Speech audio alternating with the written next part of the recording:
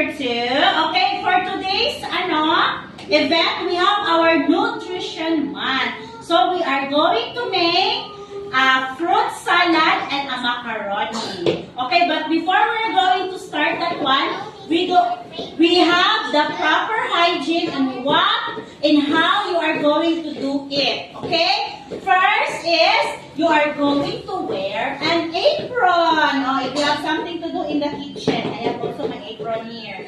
And after that one, I didn't have my hairnet. You know what is hairnet?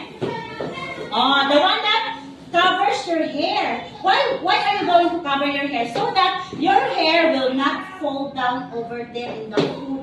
Mamix sa food. No, it's already in na. No? So I will just tie my hair na lang.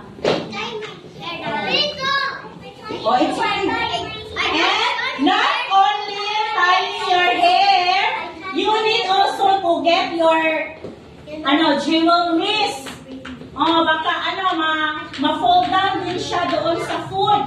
So you have to get your earrings. Do not wear earrings when you are cooking, no? Cooking something very important. And also the ring and also the watch. Do not wear it when you do cooking. So I will put it here.